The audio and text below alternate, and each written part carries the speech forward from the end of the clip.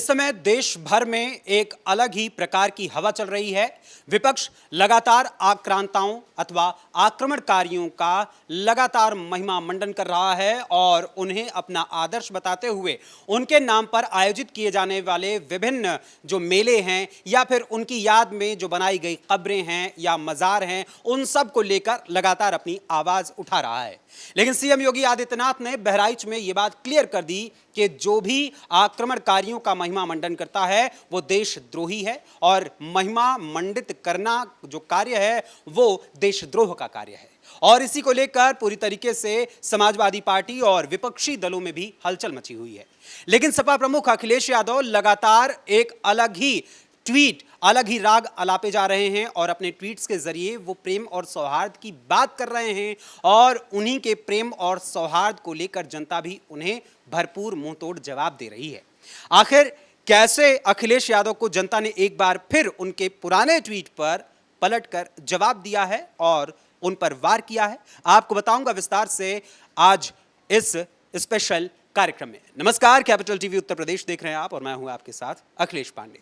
सबसे पहले बात करते हैं औरंगजेब और संभल में गाजी के नाम पर मचने वाले हड़कंप की, जिसको लेकर सीएम योगी आदित्यनाथ ने बहराइच में हुए एक कार्यक्रम में साफ तौर पर कहा कि आक्रांता का महिमा मंडन मतलब देशद्रोह की नींव को पुख्ता करना। स्वतंत्र भारत में ऐसे किसी देशद्रोही को स्वीकार नहीं किया जा सकता। और इसके साथ ही सीएम योगी आदित्यनाथ ने अपना लगभग 2.25 मिनट का यह वीडियो भी साझा किया है। और अब बात करते हैं समाजवादी पार्टी के मुखिया अखिलेश यादव के उस ट्वीट की जिसमें वो मानवता के इतिहास का जिक्र कर रहे हैं। दरअसल 18 मार्च को अखिलेश यादव ने एक ट्वीट किया था कि मानवता के इतिहास में सौहार्द और सहनशीलता ही सबसे बड़ी उपलब्धि है और सबसे बड़ा उत्सव भी। इसमें करोड़ों की गिनती से भी अधिक किसी एक की सहृदयता का महत्व होता है। स्नेह, करुणा और दया की त्रिवेणी जिसके जीवन में जब जन्म ले ले, समझो तभी उसके जीवन में आध्यात्मिक महाकुंभ घटित हो गया। इतिहास घटनाओं से नहीं, सत्य सद्भाव से बनता है। और ये वही अखिलेश यादव हैं जो संभल में आयोजित होने वाले नेजा मेले की जो तुलना कर रहे थे वो इसी महाकुंभ से कर रहे थे। और इनका कहना है कि जब सरकार महाकुंभ का महिमा मंडन कर सकती है तो किसी दूसरे मेले की चर्चा क्यों नहीं करती, उसकी तारीफ क्यों नहीं करती। और अखिलेश यादव के इसी ट्वीट का तमाम लोगों ने जवाब दिया है। जिन्नत राणा नाम के एक एक्स यूजर ने लिखा है कि फिर भी तुम सनातन को जाति में बांटने का काम करते हो, क्यों? सिर्फ अपनी राजनीति चमकाने के लिए। इसके अलावा जितेंद्र प्रताप सिंह नाम के एक एक्स यूजर ने एक वीडियो भी साझा किया हुआ है और इस वीडियो को साझा करते हुए इन्होंने एक लंबा चौड़ा ट्वीट लिखा है। उन्होंने लिखा कि यही सीख आप जब मुख्यमंत्री थे तब अपने सुपर मुख्यमंत्री आजम खान को क्यों नहीं दिए, जो बहुत बड़ा धर्मांतरण रैकेट चलाता था। पश्चिम उत्तर प्रदेश में सैकड़ों लोगों को लालच देकर मुस्लिम बना दिया। जितने भी मुस्लिम आरोपी होते थे उनको रिहा करने का आदेश देता था। यहां तक कि 400 लोगों के बम ब्लास्ट करके हत्यारे आतंकियों तक से केस वापस लिए थे, क्योंकि वह सभी आतंकी मुस्लिम थे। याद है आपके मुख्यमंत्री रहते मुजफ्फरनगर के भीषण दंगे क्यों भड़के, जब कवाल गांव में 2 सगे हिंदू जाट भाइयों के हत्यारे जो चारों मुस्लिम थे उनको पुलिस ने गिरफ्तार किया। तब आजम खान ने उनको तुरंत छोड़ने का आदेश दिया और जब जिलाधिकारी और एसएसपी ने मना किया तब आजम खान ने सबको यानी सभी का ट्रांसफर कर दिया। और फिर मुजफ्फरनगर के ऐसे दंगे भड़के जो उत्तर प्रदेश के इतिहास के सबसे भीषण दंगे थे। वैसे एक अच्छी बात है कि जब आप विपक्ष में रहते हैं तब बड़ी अच्छी बातें करते हैं और भगवान करे कि आप पूरी जिंदगी विपक्ष में रहें और ऐसे ही अच्छी बातें करें। और इसके अलावा उन्होंने आगे कहा है कि क्योंकि जब आप सत्ता में रहते हैं तब शराब, शबाब और कबाब में डूबे रहते हैं, सैफई मुजरोत्सव का मजा लेते हैं और पूरे प्रदेश का इस्लामीकरण करते रहते हैं। इसके अलावा और भी कई अन्य यूजर्स ने भी अखिलेश यादव को जवाब दिया है। अखिलेश यादव को इस ट्वीट पर जवाब देते हुए कई लोगों ने अपनी बातें कही हैं, लेकिन यहां पर हम जिन यूजर्स के अकाउंट वेरीफाइड हैं उन्हीं के अकाउंट के जवाब हम बता रहे हैं। अरुण वाजपेयी राजन नाम के एक एक्स यूजर ने लिखा कि यह सीख तत्कालीन सपा सरकार के मंत्रियों को क्यों नहीं दी?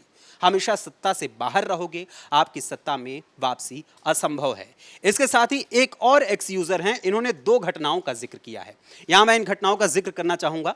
साहबदीन यादव नाम के एक एक्स यूजर हैं, उन्होंने लिखा आग 2 राज्यों में 2 तरह की लगी है, नफरती आग और सामाजिक समानता की आग, जिसमें उन्होंने भाजपा और कांग्रेस दोनों पर हमला बोला है और साथ ही उससे जुड़ी घटनाओं का जिक्र करते हुए आज तक की एक फोटो और एक और फोटो न्यूज़ 24 का शेयर किया है, जिसमें नागपुर की हिंसा का जिक्र है और साथ ही तेलंगाना का जिक्र है, जहां कांग्रेस की सरकार में ओबीसी आरक्षण 23% से बढ़ाकर 42% करने का प्रस्ताव रखा गया है। इसके साथ ही अन्य कई यूजर्स ने भी अपने ट्वीट्स किए हुए हैं और इस ट्वीट में उन्होंने तमाम तरीके की बयानबाजी की है और कई फोटोज भी साझा किए हैं। एक एक्स यूजर हैं सीबीके सिंह और उन्होंने लिखा है सहनशीलता की मिसाल, और साथ ही एक पुरानी तस्वीर साझा की है अखिलेश यादव की, जब अखिलेश यादव इस तस्वीर में बड़े ही ताव में दिखाई दे रहे हैं और उनके सामने उनके पिता बैठे हुए हैं यानी मुलायम सिंह यादव। इसके अलावा अन्य नेता आसपास मौजूद हैं और अखिलेश यादव किसी बात पर झगड़ते हुए दिखाई दे रहे हैं।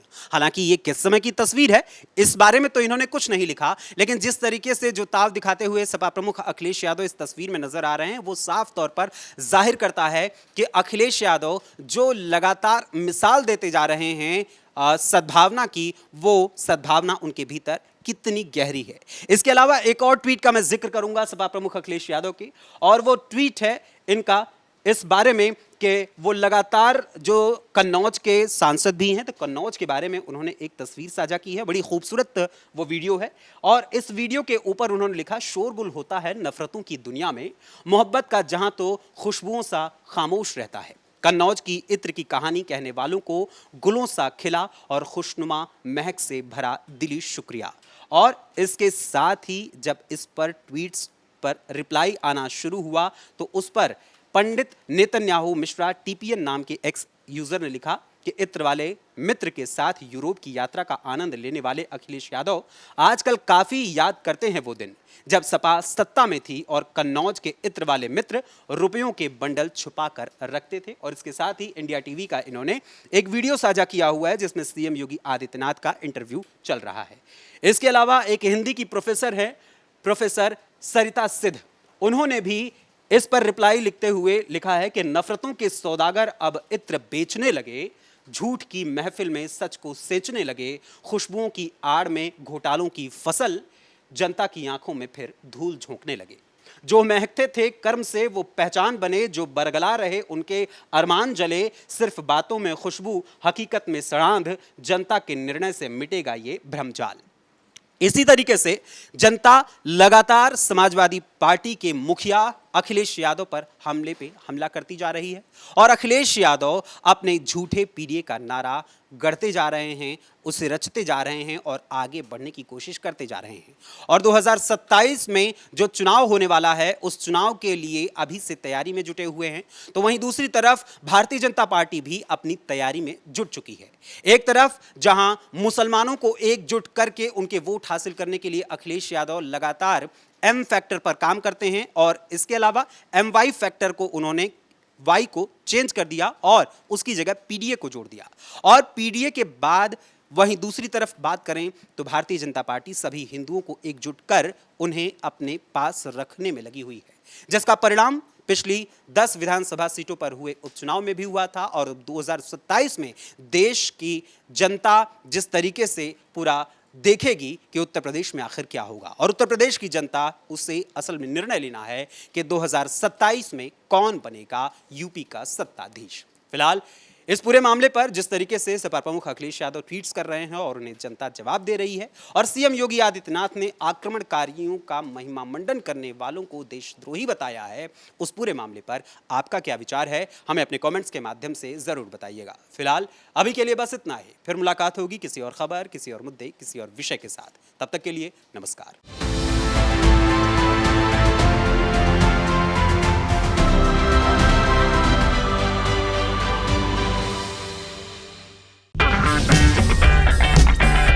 अगर आपको हमारा वीडियो पसंद आया हो तो इसे लाइक करें, हमारे चैनल को सब्सक्राइब करें और हाँ, बेल आइकन दबाना ना भूलें ताकि आप तक हमारे वीडियो की नोटिफिकेशन पहुंचती रहे। आप अपना सुझाव हमें कमेंट बॉक्स में दे सकते हैं। हमारे साथ जुड़ने के लिए शुक्रिया।